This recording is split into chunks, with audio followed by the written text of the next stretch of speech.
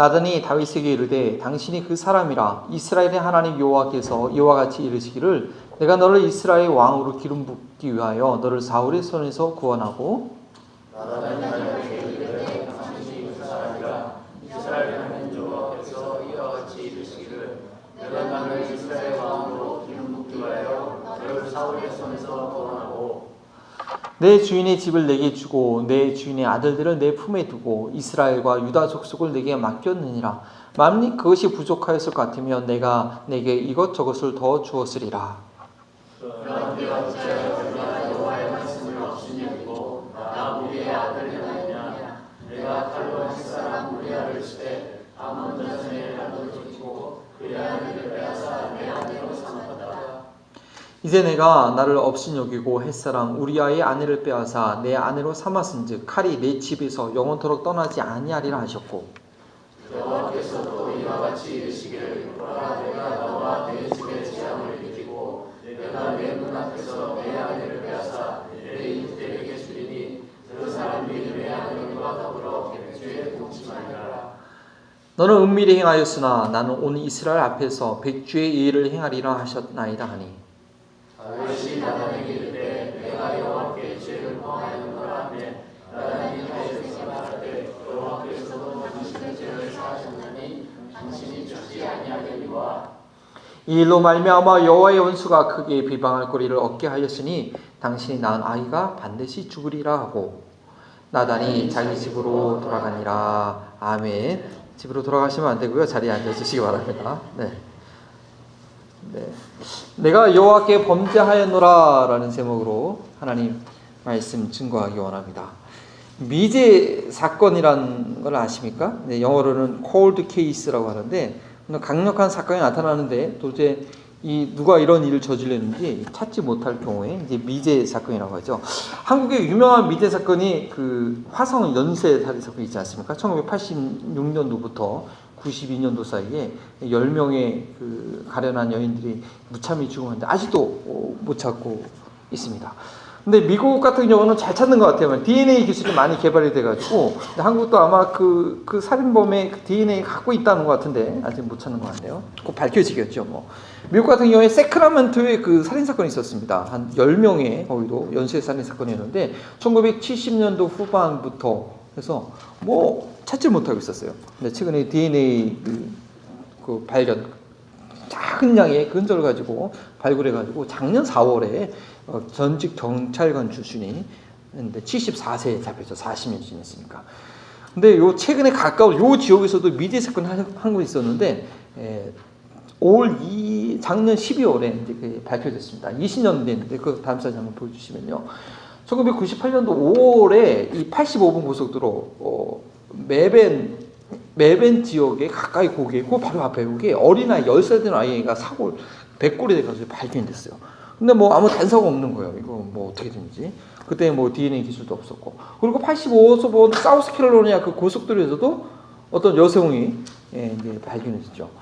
근데 뭐 저는 이제 알 수가 없는 거예요. 알 수가 없는 상황이었죠. 근데 요 지금 오렌지 카운티의 채플에 있는 그 보안관이 이 어린아이를 발견하고 참 이게 마음이 찔려가지고 이거를 그냥 두지 않고 그 자료 박스를 자기 책상 밑에다 항상 두고 일어나고 앉을 때마다 그걸 기억했다는 거죠.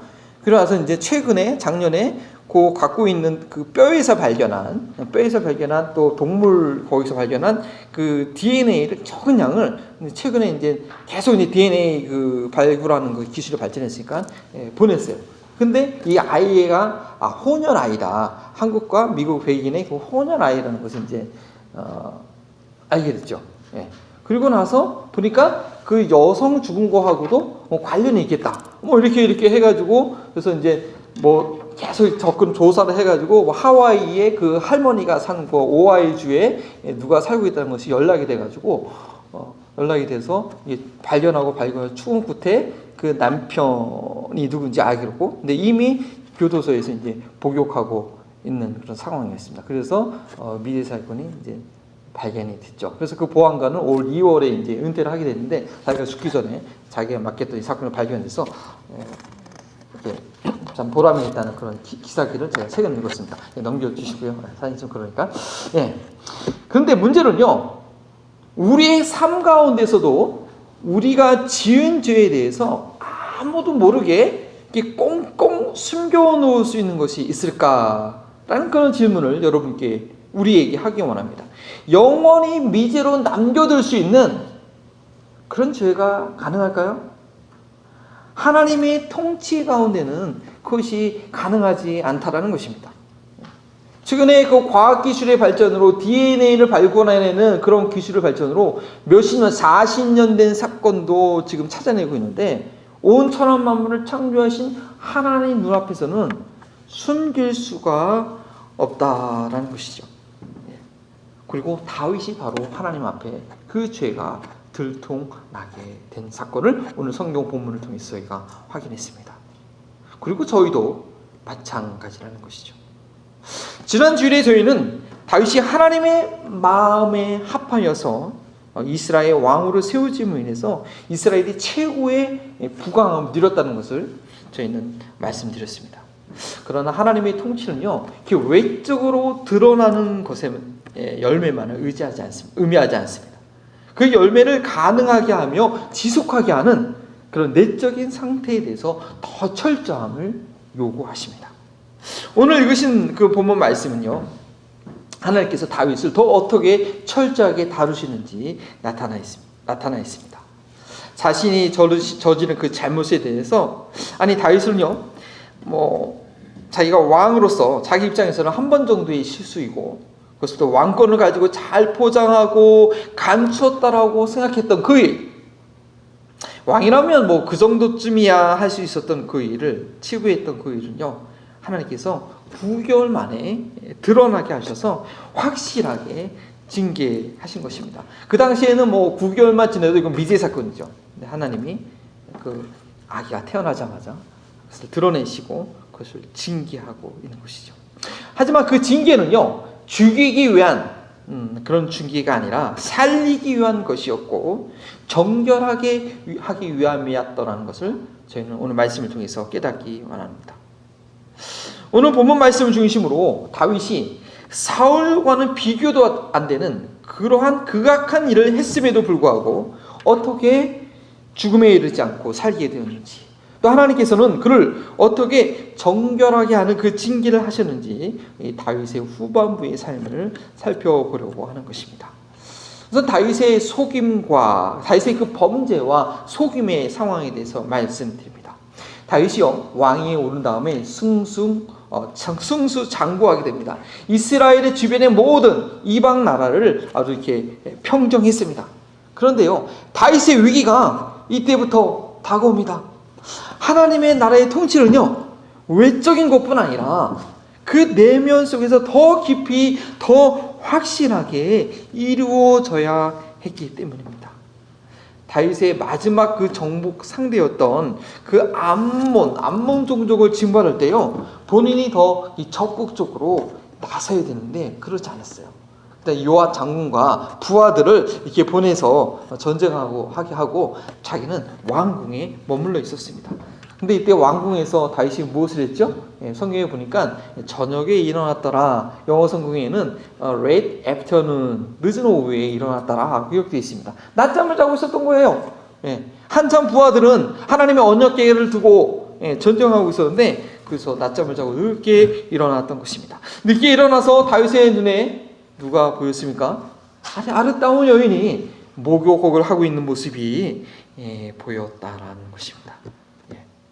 다윗은요, 왕궁에서 아주 여유를 하고 있었어요. 그동안 한 번도 실패함이 없이 승승장구했기 때문에 이번에도 별 어려움이 없을 것이다 라고 기대 가운데 긴장이 풀리고 있었던 것입니다. 네, 맞습니다. 하나님의 군대 이스라엘에게는 문제가 없었죠. 하나님의 언약궤가 그곳에 있었고 그곳에는 하나님의 임재가 그곳에 있었습니다. 하지만 다윗의 그 왕궁에는 하나님의 임재가 더 이상 다윗의 마음 가운데 없었던 것입니다. 그 여인을 보이는 순간, 저 여인이 누구지? 와, 대단한데 하고 그 여인이 누군지 알아보려고 사랑을 했습니다. 근데 그 여인이 누구라고요? 엘리암의 딸이요, 햇사람 우리아의 아내였다는 것입니다. 엘리야는 누구였냐면요, 사무엘하 23장에 보니까 아히도벨의 아들이 엘리야였습니다. 아히도벨이 누구지 아십니까? 아히도벨은요, 이 다윗 왕의 모사였습니다. 예, 참모였죠, 참모. 중요한 전력을 함께 했다는 참모였어요. 그러니까 바로 아히도벨의 자기 측근의 손녀딸이었어요. 그리고요, 이 우리아가 누구냐? 우리아는요, 다윗의 37명의 다윗의 용사들을 소개할 때 3명의 용사, 또 그에 미치지 못하는 30명의 용사, 그리고 37명의 용사를 소개하거든요. 그 중에 한 명이 바로 이 우리아였습니다. 아주 이 다윗의 충성스러운 그러한 부하였다는 것이죠.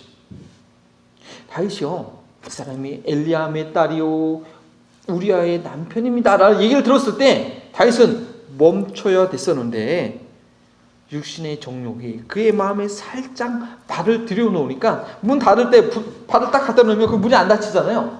네, 그런 것처럼 이 죄악의 문이 닫혀지지가 않는 것입니다. 브레이크가 작동하지 않고요, 오히려 그 왕이라는 엑셀이 다윗을 막 몰아붙이고 있습니다. 결국 왕궁에 들어가서 이 왕의 정욕의 대상이 되었던 밧세바는요, 집으로 돌아간 이후에 이 다윗 왕의 아이를 임신하게 된 것을 알게 됩니다. 그것을 그리고 다윗에게 전하죠. 이 소식을 들은 다윗이요, 아이고 어째 이런 일이, 그냥 밧세바와 자기만의 둘만의 그냥 비밀이 될 뻔했는데 그의 남편 이 우리아가 알게 됐습니다. 그래서 다윗이요, 야, 큰일 났다, 이거 어떻게 하면 좋지? 본인이 전혀 예상치 못한 일이 일어난 겁니다. 단번의 일로 그런 일이 일어난 겁니다. 이때라도 다윗은 정신을 차려야 됐습니다. 자신이 남의 아내를 탐함으로 인해서 10번째 계명을 어겼고, 그 일로 인해서 제7계명 간음죄를 했다는 것, 하나님의 그 계명을 어겼다는 것을 깨닫고 하나님께 엎드려야 됐습니다. 그러나 그는 이 왕이라는 권력을 가지고 자신의 범죄를 사람들 앞에 숨길 방도를 찾습니다. 어떻게 하죠? 우리아를 그 전쟁터에서 뒤로 오고 있습니다. 사실은요, 사람을 속이는 것이 아니라 이는 죄가 그 자신을 속이고 있었습니다. 죄가 그의 왕이 되어서 그를 속이고 있는 것입니다. 하나님의 임재가 있는 언약궤는 지금 왕궁 안에 있지 않습니다. 왕이신 하나님이 그의 삶 가운데 함께하지 않고 있습니다. 제가 다윗을 왕처럼 지배하면서 그를 점점 파멸로 몰아가고 있는 것입니다. 사람들의 눈을 속일 수 있었지만 하나님은 속일 수 없었다는 진리가 그에게서 가려워지고 있습니다. 어리석은 시도를 하는 것이죠. 밧세바의 남편 우리아를 전쟁터에 불러서 그의 아내에게로 들어가게 합니다. 밧세바의 임신이 자신 때문이 아니라 그의 남편인 우리아로 인한 것으로 보이기 위함이었습니다. 그런데 그 충성스러운 우리아가 어떻게 대답하지요? 사무엘하 11장 11절 말씀을 보니까요, 우리아가 다윗에게 이르되 언약궤와 이스라엘과 유다가 야영 중에 있고 내 조합 요압과 내 왕의 부하들이 바깥들에 진치고 있거늘 내가 어찌 내 집에 가서 먹고 마시고 내 처와 같이 자리이까? 내가 이 일을 행하지 아니하기로 왕의 살아계심과 왕의 혼을 살아계심을 두고 맹세하나이다 하니라. 우리아의 이런 답변에 다윗이 그 순간 깨달았으면 얼마나 좋았을까요? 내가 범한 여인이 이 충성스러운 부하의 아내였구나. 내가 지금 하나님의 임재에 떠나 있구나. 하나님의 언약궤가 저 전중에 있고 나는 지금 하나님의 임재에 떠나가 있는 상황이구나 라고 깨달았으면 얼마나 좋았을까요? 그러나 다윗은 돌이키지 못합니다. 다윗의 그 부하의 충성 앞에 자신의 부끄러운 실수를 인정하기가 왕으로서 체면이 서지 않았을까요? 왕 앞에서 자기의 체면을 내놓고 그 앞에 기뻐 춤췄던 그런 모습이 더 이상 다윗에게서 찾아보지 못합니다. 그런 모습이 다윗이 아니었습니다. 육신의 정욕이 그를 다스리기 시작하니까 하나님의 임재는 멀어지고 하나님께서 주신 왕권을 가지고 악을 위해서 쓰고 있는 것입니다. 우리아를 다시 한번 더 흥건히 취하게 했지만 충성스러운 우리아는 아내에게로 가지 않고 성 안에서 군사들과 함께 잠을 잡니다. 결국 다윗은 어떻게 합니까? 마지막 수단으로서 살인 교사를 하지요. 요압에게 밀서를 보내가지고 우리아로 하여금 가장 치열한 전쟁통에서 전쟁하게 하고 살짝 빠져서 그 암몬의 칼에 죽게 만드는 것입니다. 살인하지 말라는 제6계명을 어긴 것입니다. 우리아가 마치 전쟁 중에서 우연히 죽은 것처럼 꾸몄기 때문에 이는 제9계명 거짓 증거하지 말라라는 계명까지도 어긴 것입니다. 죄가 이렇게 무섭고 악랄합니다. 하나님의 마음에 합했던 다윗이요, 그의 충성스러운 부하를 이방인의 칼에 맞아 죽게 한 데까지 이르게 합니다. 우리아가 죽었다는 소식을 밧세바가 듣고 통곡을 하지요. 그리고 장례식 이후에 다윗은 뻔뻔스럽게 그녀를 자신의 아내로 데려옵니다. 이것은 아내를 빼앗은 도적질입니다. 제8계명 도적질을 하지 말라를 어긴 것입니다. 정말 제약의 영향력은요, 블랙홀과 같습니다.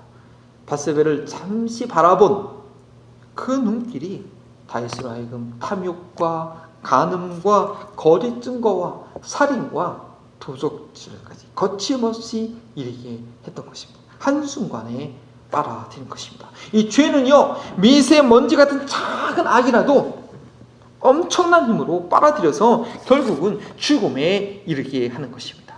그 영향력으로부터 자유로울 자가 없습니다. 오직 부활하신 예수 그리스도의 그 죽으심과 부활만이 우리를 죄의 사슬에서 끊게 하는 것입니다. 하나님의 임재 가운데 있지 않았던 다윗은요, 끝없이 추락합니다. 다윗은요, 그러한 자신을 몰랐습니다.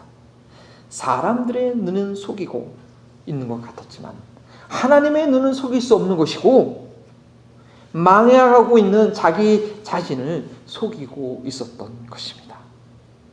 다윗은 자신의 죄악을 은폐하려고 만든 그런 완벽한 시나리오가 잘 척척 진행되는 듯 했습니다.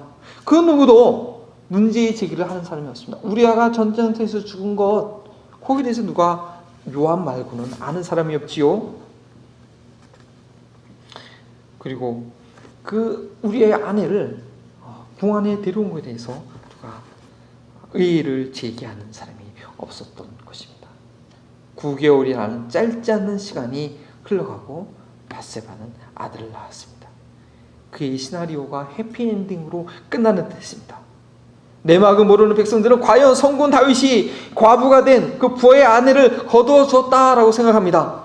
그뿐 아니라 우리아의 아기를 임신했던 그녀를 거두어 들임으로써 아비 없는 아기까지 돌보아 주었다라고 생각하게 되는 그 순간입니다. 살인자 다윗이 의인으로 칭송될 만한 그런 상황이 되고 말았습니다. 미제 사건으로 빠지고 맙니다. 그런데 성경은 그 일에 대해서 하나님이 보시기에, 여호와께서 보시기에 다윗이 악하였다라고 아주 짧은 한 문장을 남기지만 아주 강력한 증언을 하고 있는 것입니다. 어쩌면 하나님께서는요, 밧세바가 아기를 낳기 전까지 그 9개월 동안 다윗이 돌아오기를 기다리고 있었는지 모릅니다. 하지만 9개월이 되도록 자신의 악을 깨닫지 못하자 하나님께서는 최종적으로 그를 악하다고 판단하신 것입니다. 다윗은 스스로 죄악을 깨닫기에 너무나 멀리 와 있었던 것입니다. 하나님의 임재를 잊어버린 그의 다윗은요, 그 왕권이 그의 눈을 멀게 했습니다. 최고의 권력을 누리고 있었기에 자신을 돌아볼 그럴 거울이 없었다는 것이죠. 그러나 하나님은 다윗을 그 죄악의 구렁텅이에서 건지시고자 선지자 나단을 보내셨습니다. 자신을 제대로 볼 수 있는 거울을 그 앞에 세워주신 것입니다. 나단 선지자는 다윗을 통해 아들을 낳고 아무 일도 없었다는 듯이 있었던 이 다윗 왕을 찾아가서 한 이야기를 하죠. 한 부자가 가난한 자의 그 한 마리밖에 없는 양을 빼앗아서 자신의 손님을 대접한 그런 이야기입니다. 많은 양을 소유하고 있던 이 부자가요, 어느 날 자기 집에 어떤 한 손님이 찾아왔는데 이 손님을 잘 대접하고서 양 한 마리 잡아서 이제 대접하려고 합니다. 근데 욕심이 많았던 것 같습니다. 그러니까 돈을 많이 모았겠죠. 그 동네에 양이 한 마리밖에 없어서 정말 자기 자식처럼 자기가 사는 집에 데리고 자기가 먹는 것을 주면서 이렇게 애지중지하게 키웠던 그 양 한 마리의 그 양을 자기 힘으로 뺏어가지고 자기 손님을 대접했다라는 것입니다. 나단 선지자가 이런 얘기를 합니다. 그랬더니 다윗이 듣고 뭐라고 얘기해요? 아니, 내가 다스리는 나라에 그런 악독한 놈이 있나? 당장 그는 사형에 처해야 된다 하고 그 양을 4배나 갚아줘야 된다 하고 역정을 냅니다. 근데 얼마나 어리석은 분노입니까? 이 이야기를 들으면서도요, 다윗은요, 자신의 모습을 보지 못했습니다. 죄가 이렇게 무서운 것입니다.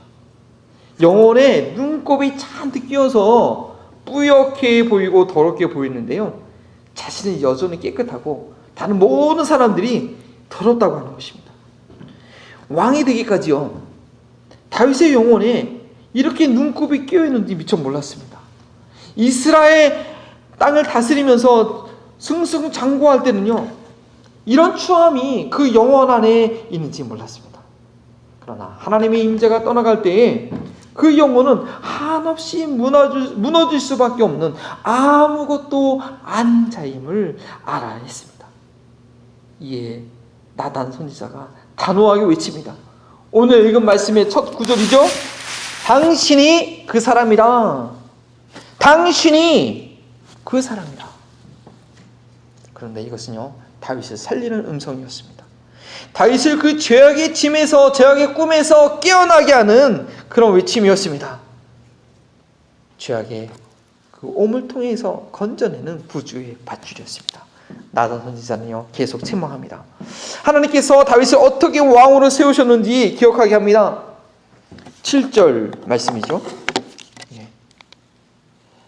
이스라엘의 하나님 여호와께서 이와 같이 이르기를, 내가 너를 이스라엘 왕으로 기름 붓기 위하여 너를 사울의 손에서 구원하고. 하나님 없이는 아무것도 아닌 자인데 하나님을 기억하지 않는 그의 행동에 대해서 질타하기 시작합니다.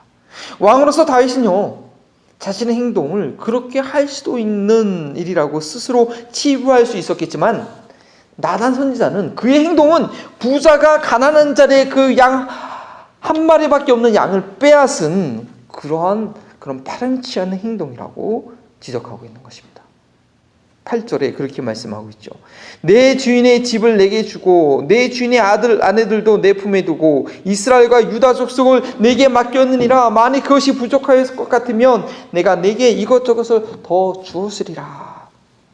근데요, 다윗은 여호와의 말씀을 업신여기고 충성스러운 부하를 이방인의 손에 죽게 만들고 그의 아내를 빼앗은 것입니다. 빼앗았다고 책망하고 있습니다. 햇사람 우리아의 자신의 아내를 삼은 것은 여호와를 업신여긴 것이라고 반복적으로 책망합니다. 다윗의 행동은요, 근본적으로 하나님을 무시한 그런 처사였습니다.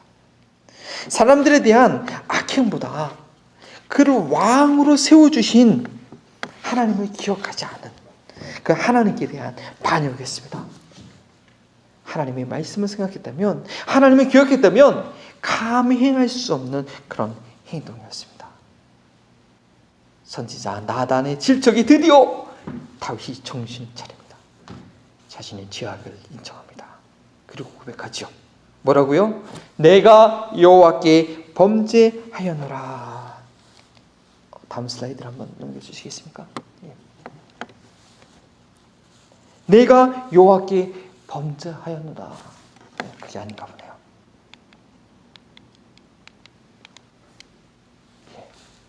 다 함께 해보시다. 우리도 한번 고백합시다. 시작. 내가 여호와께 범죄하였노라. 그런데 바로 이것이 다윗을 사울과 같이 죽음의 결말이 아닌 예수 그리스도의 선조가 된 다윗이 되게 하는 고백이었습니다. 다윗은요, 어떤 핑계도 되지 않았습니다. 다윗이 이렇게 얘기하지 않았어요. 사실 제가요, 남편을 전쟁통에 보낸 밧세바를 격려만 하고 돌려보내려고 했거든요. 근데 이 여자가 안 가네요. 이 여자가 거부를 안 하네요. 임신할 줄은 정말 생각도 못했어요. 우리 아가 제 말을 듣지 않아서 제가 어쩔 수 없었어요. 정말 내 의도는 그러지 않았어요. 이렇게 다윗은 얘기하지 않았습니다. 구차한 변명을 하지 않았습니다. 가난한 이의 양 한 마리를 빼앗은 부자의 모습이 바로 자신이라는 것을 깨닫는 그 순간, 또한 그를 왕으로 세우신 하나님을 기억하는 순간, 그는 그 자리에서 변명하지 않고 죄악을 토해냅니다. 우리가 음식을 먹다가 이게 딱 목에 걸리면 어떻게 돼요? 그거 더 삼키려고 하면 꽉 막혀서 죽습니다. 위험합니다. 등을 탁탁 치면서 퀵 하고 퀵 하고, 예. 그런 적 있잖아요. 토해내야 됩니다. 나단 선지자의 지적은요, 이 다윗의 등을 두드리는 것이 되었고, 다윗은 그 자리에서 9개월 동안 목구멍에 걸려있던 그 죄악을 토해냅니다. 사울과 같은 그런 구차한 변명은요, 회개가 회개되지 못하게 합니다. 사울이 사무엘 선지자로부터 그의 허물을 지적받았을 때 다윗이 어떻게 대답했는지 기억나십니까? 제가 다시 한번 그걸 확인해 드리기 원합니다. 사무엘이 사울에게 이르되 내가 범죄하였나이다. 다윗과 똑같은 말이에요. 근데요, 그 다음에 2절이 시작돼요. 내가 여호와의 명령과 당신의 말씀을 어긴 것은 내가 당신을 두려워하여 그들의 말을 청종하였나이다. 자신이 범죄한 것을 인정하긴 했는데 백성들의 요청 때문이라고 합니다. 이것은 죄에 대한 인정이 아닙니다. 죄의 고백이 아니에요. 내가 범죄였나이다. 여기까지만 하면 돼요. 노래를 잘 못하는 사람이요, 1절까지 하면 그냥 들어줄만 하거든요. 2절까지 하면 괴롭습니다. 2절은 하지 말아야 돼요. 그 설명 때문에 죄의 뿌리를 보는 것을 놓치게 되는 거예요. 죄를 인정하는 척하지만 최후의 자기의 방어선을 만들고 있는 거죠. 내가 죄를 졌긴 졌는데 이래서 이런 거다라고 얘기하고 있는 것입니다. 자신이 죄 지은 것이 남들 때문이라고 얘기합니다. 남들 때문에 내가 죄인이 되었다라고 얘기하는 것입니다. 죄가 자신 안에 있는데 밖에서부터 들어온 것이라고 그렇게 착각하고 있습니다. 다윗은요, 내가 범죄하였나라, 짧은 말이었지만 그것은 무게가 있는 고백이었습니다. 시편 51편의 부제가 뭐라고 써 있는지 아시죠? 다윗이 밧세바와 동침한 후 선지자 나단이 그에게 왔을 때라는 쓴 시라는 것입니다. 나단의 지적을 받고요, 바로 참회하는 마음으로 쓴 시입니다. 시편 51편은 이 세상에 있는 어떠한 그러한 누구의 참회록과도 비교할 수 없는 최고의 고백록이죠. 우리 성 어거스틴이 참회록을 쓰지 않았습니까? 근데 그 참회록의 오리지널 원전은 바로 이 시편 51편입니다. 이 골프의 공을 우리가 복음이라고 이렇게 비유한다면, 홀이론 하기 위해서 구멍이 있지 않습니까? 거기 딱 한 번 쳐서 들어가면 홀이론을 하는데, 바로 이 시편 51편은요, 복음이 딱 안착하기 위한 그런 놀라운 그런 내용이라는 것이죠. 복음의 확실한 자리를 잡게 하는 것이 바로 시편 51편입니다. 그럼 다윗은 여기에서 자신의 죄악됨을 철저하게 고백하고 있습니다. 시편 51편 5절 말씀, 우리 다 함께 한번 읽어보도록 하겠습니다. 시작. 내가 죄악 중에 출생하며 어머니가 죄 중에서 나를 잉태하였나이다. 다윗은 계속해서 자신의 죄성을 통찰하면서 고백하고 있습니다. 3절과 4절 말씀 계속해서 한번 읽습니다. 시작. 물론 나는 내 죄를 아오니 내 죄가 항상 내 앞에 있나이다. 내가 주께만 범죄하여 주의 목전에 악을 행한나이다. 자기의 죄를 철저하게, 그 죄가 어디에 있는지, 그 죄가 내 앞에 있는 것인지 이제는 깨달아 알고 있는 것입니다. 만일 다윗이요, 밧세바를 경험하지 않았다면, 밧세바의 사건을 경험하지 못했다면 이런 자신의 죄악을 발견하지 못했을 것입니다. 지난 주일날 저희가 확인했듯이 위기 가운데 믿음으로 골리앗을 물리쳤던 이 다윗, 절호의 찬스 가운데서도 하나님의 기준을 찾았던 다윗, 최고의 순간에 하나님의 인재를 사모했던 다윗, 그는 밧세바의 사건을 통해서 비로소 그가 하나님 앞에서 한없는 죄인이라는 것을 발견한 것입니다. 그리고 나서야 다윗은 나단 선지자로부터 다음과 같은 말을 듣지요.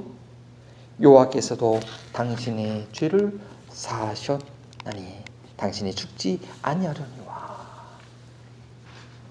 이후에 다윗의 삶은 어땠을까요?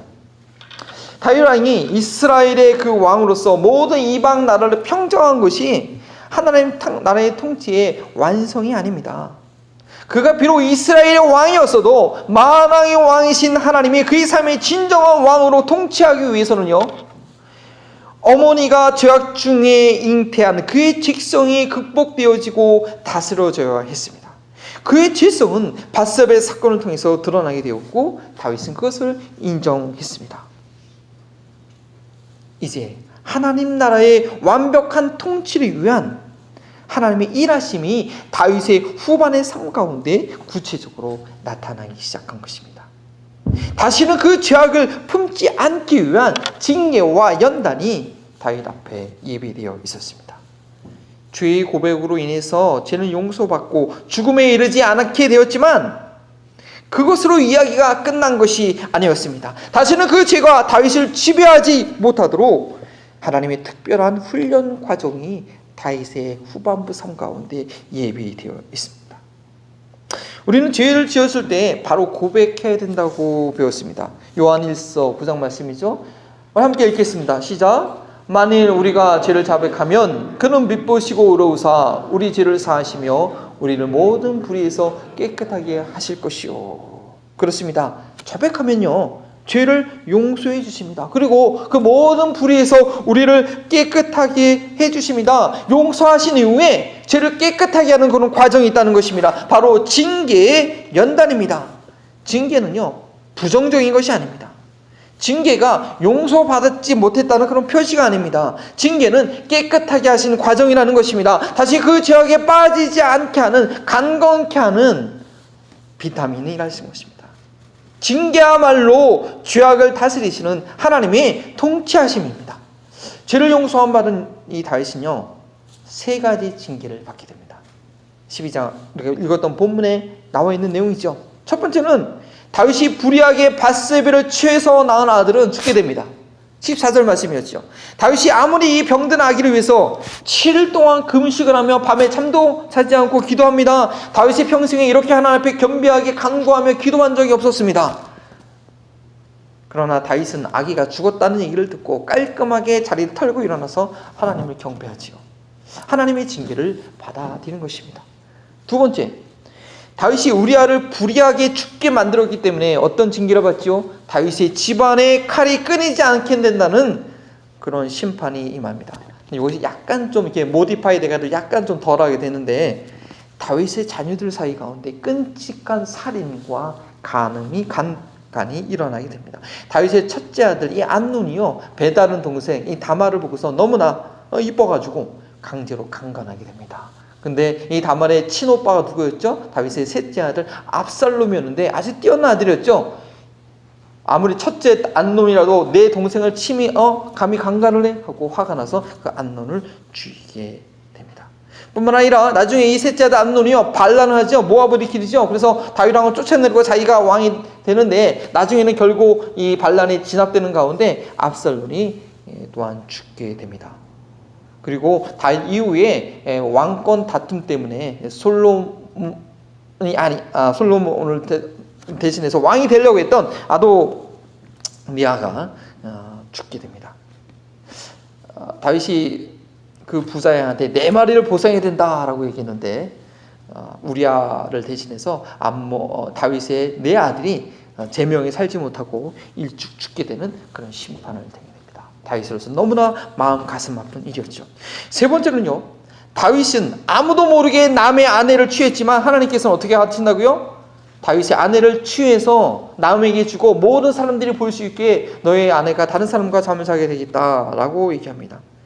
그래서 아들 압살롬의 반론으로 다윗이 왕궁에 살짝 빠져나갈 때 그 후궁들은 그냥 그곳에 남겨두게 되었는데 압살롬이 이 다윗의 아버지 후궁들이 자신의 왕권을 강화하기 위해서 아히도멜의 그 권계에 따라서 그 후궁들을 모든 백성들이 보는 앞에서 볼 수 있도록 취하게 되는 그런 엄청난 일을 저지르게 됩니다. 이 모든 일들을 당하는 다윗의 심정이 어떠했을까요? 자녀들 사이에 간광과 살이 일어나고 아들에게 쫓겨나서 피신생활하고 그 아들이 자신의 후궁들과 잠자리를 공개적으로 같이 하고 그 심정이 말이 아니었을 것입니다. 그러나 이러한 일을 겪으면서요, 다윗의 마음은 한없이 겸손해졌고 온유와 사랑의 사람으로 바뀌게 됩니다. 압살롬에게 쫓겨서 다윗 예루살렘 성을 간신히 빠져나갈 때 이 사울의 친족 중에 한 명이 시므이라는 사람이 있었습니다. 시므이가 그 다윗의 꼴을 보면서 하하하하 피를 흘린 자요, 이제는 다윗은 자기 아들한테 쫓겨나가는구나. 하나님이 너의 악을 갚으셨다라고 이 다윗을 저주하지요. 그때 다윗의 옆에 있던 그 신하가 아니 언제 네가 또 감히 왕인 왕을 이렇게 모욕하냐 저주하냐면서 단칼에 그 시므이를 죽이려고 하는데 다윗이 만류하죠. 그냥 둬라, 하나님께서 하신 것이다. 내가 그 욕을 다 들어도 마땅하다. 혹이나 하나님께서 나의 원통함을 아시고 저 저주 때문에 나를 다시 회복시켜 줄지 어떻게 알겠느냐. 그냥 두라고 그렇게 시므이가 하는 저주를 다 겸손하게 다 달게 받게 됩니다. 그리고 나중에 다시 회복될 때 시므이를 다시 만났는데요, 용서해 주죠. 원수를 갚자 용서해 주죠. 그리고 압살롬의 그 반역을 진압할 때 다윗이요, 압살롬의 그 아들에 대한 태도가 바뀌었습니다. 처음에 그 첫째 아들 암논을 죽였다고요, 압살롬을 보지도 않았어요. 멀리 갔을 때 찾지도 않고요, 예루살렘 왔는데도 얼굴도 상종도 안 했어요. 근데 지금 와서 그 압살롬이 나를 반역하고 죽이려고 했지만 그 부하들한테 압살롬을 진압할 때요, 나를 봐서라도 내 아들을 죽이지 말라고 이렇게 간곡히 부탁하는 그런 다윗의 용서와 사랑과 애정의 모습을 보게 됩니다. 그리고 다시 왕궁으로 돌아오는 이후에요, 철저하게 육신의 정욕을 피하는 삶을 삽니다. 왕이 그 이후로 왕으로서 첩을 취했다는 그런 내용은 없습니다. 기존에 있었던 후궁들까지도 가까이 하지 않죠. 그리고 이제 다윗이 나이가 많이 들어가지고 이불을 덮어도 그 몸이 따뜻하지 않으니까 신하들이 왕을 위해서 아주 젊고 아름다운 여인을 이제 다윗의 침상에 넣어주는데요, 그러면서 몸이 따뜻해질까봐. 근데 다윗이 절대 그 여인을 취하지 않습니다. 그 죽는 그 순간까지 자신의 정욕을 위해서 쓰는 그런 삶을 살지 않습니다. 자신의 죄를 고백한 다윗은요, 하나님께 용서함을 받았고, 하나님은 다시 다윗이 그런 죄악에 빠지지 않도록 그를 징계하셔서 마지막 순간까지 정결한 삶을 살게 하십니다. 우리는 다윗의 이 후반부의 삶을 보면서 하나님 나라의 통치에 대해서 잊지 말아야 될 중요한 내용을 마음에 새기기 원합니다. 하나님 나라의 통치는요, 죄악을 그냥 놔두지 않습니다. 하나님 앞에 미제 삭감은 있을 수 없습니다. 숨어있는 그 죄악이라도 끝까지 찾아나 드러내서 해결하시는 것이 하나님 나라의 통치입니다. 하나님 나라의 통치는 내 안에 있는 죄악을 드러내십니다. 하나님 나라의 통치가 우리 한마음 버린통교회 가운데 있다면 예배 드릴 때마다, 더스토리 성경 공부할 때마다, 교제할 때마다 말씀을 통해서 성령님께서 세미한 음성으로 당신이 그 사람이다 라고 하신 말씀을 듣게 될 것입니다. 그때 우리는 어떻게 대답해야겠습니까? 다윗처럼 내가 여호와께 범죄하였나이다 라고 대답해야 될 것입니다. 2절은 필요하다고요? 필요 아닙니다. 2절은 하지 마셔야 됩니다. 변명은, 핑계는 필요 없습니다. 제가 어렸을 때 상처가 많아서요, 제가 원래 성격이 좀 그래요. 아이고 내가 그 잘못한 건 알겠는데 내가 원래 마음은 그렇지 않잖아. 내가 내 의도가 그게 아니었어.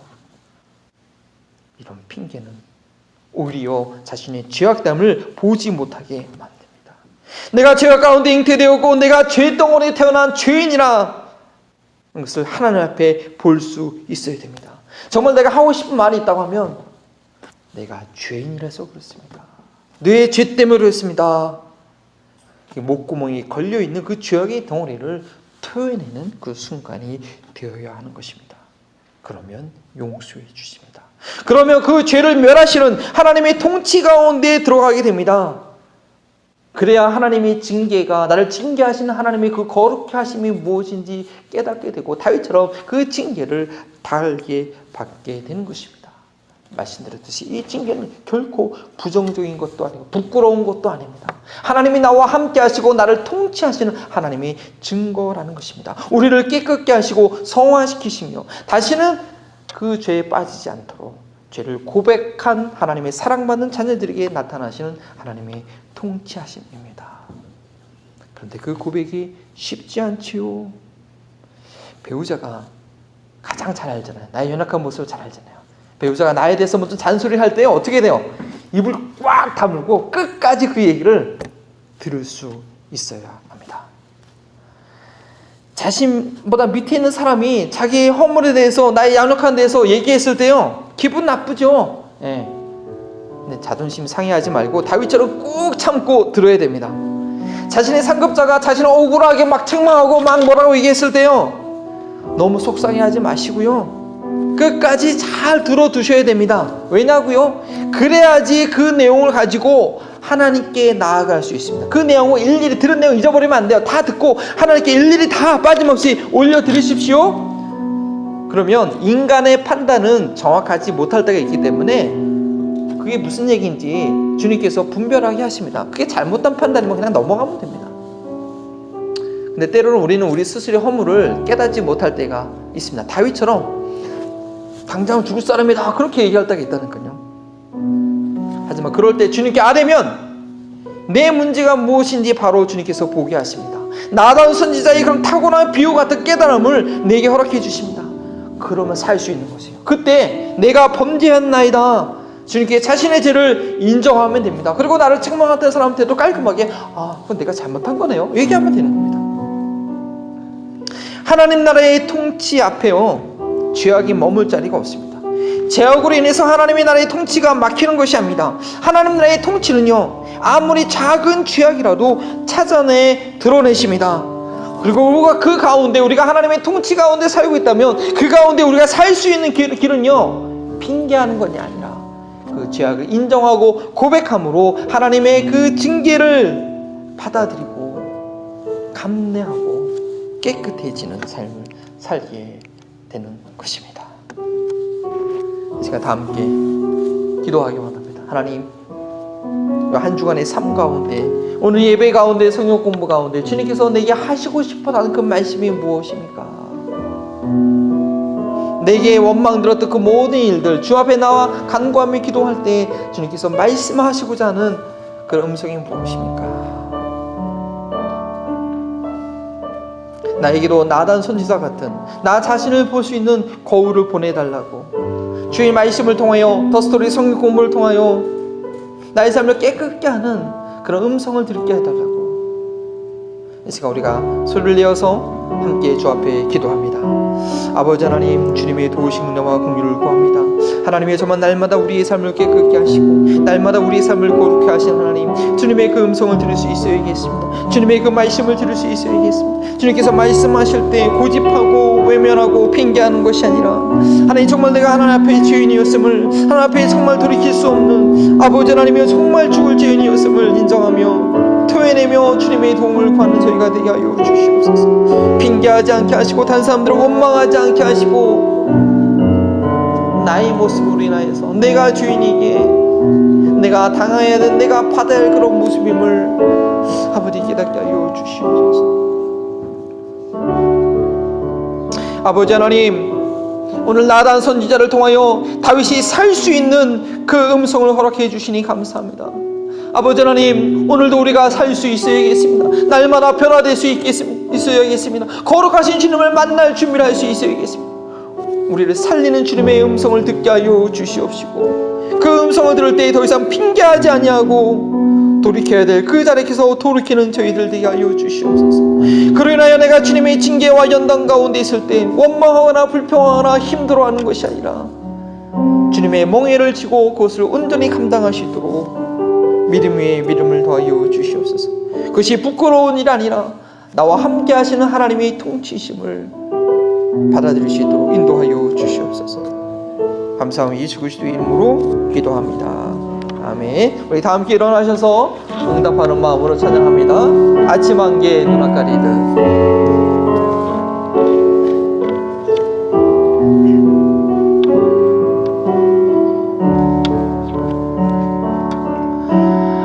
아침 안개 누나 가리는 나의 연한 믿음 의심 쌓일 때 부드럽게 다가온 주의 말씀 아무것도 염려하지 마라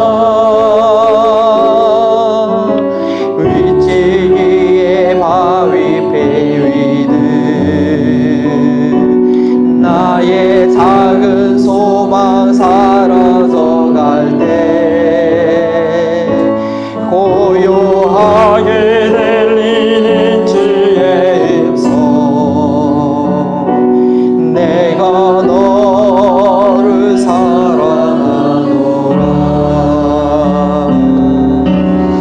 외로움과 방황 속에서 주님 앞에 나아갈 때에 위로하시는 주님 나를 도우사 상한 나의 마음 감싸 주시네 십자가의 문 열렸어 주의 크신 사랑 알게 하셨네 주님께 감사하리라 언제나 주님께 감사해. 드리지 헌금 위해서 기도합니다. 아버지 하나님, 다윗을 회복시켜 주신 하나님, 다윗이 주 앞에 고백했듯이 모든 것이 주님께로부터 왔고 다시 주님께 돌려드린다는 그 고백처럼 우리 삶 가운데 일어나는 모든 것들 하나님의 통치와 그 다스림 가운데 있고 마땅히 하나님께서 영광 받으실 것이라는 것을 고백하는 저희들 되게 하여 주시옵소서. 하나님 이 땅 가운데 살아갈 때 하나님의 영광에서 일할 수 있는 좋은 기업들을 좋은 것들을 우리에게 허락하시니 감사드립니다. 하나님 이 수고하여 얻은 모든 것 하나님께서 우리에게 선물로 주신 것입니다. 나의 수고와 대가가 아니라 하나님께서 주신 것입니다. 다시 주님께 올려드립니다. 주님께서 받으시고 영광 받아 주시옵소서. 참으로 우리에게 맡겨진 모든 우리의 삶들 우리는 그저 즐거움으로 사명감으로 감사함으로 수고하고 애쓰는 자들 될 수 있도록 인도하여 주시옵소서. 하나님 우리 한마음 버린 등교에 저보다 많은 것들을 맡겨주시니 감사합니다. 아버지 정말 이것을 통하여서 더욱더 복음을 증거하며 성사님들을 후원하며 다음 세대를 잘 양육하는 것으로 하나님 나라를 위하여 온전히 지혜롭게 잘 사용할 수 있도록 지금 온전히 받아 주시옵소서.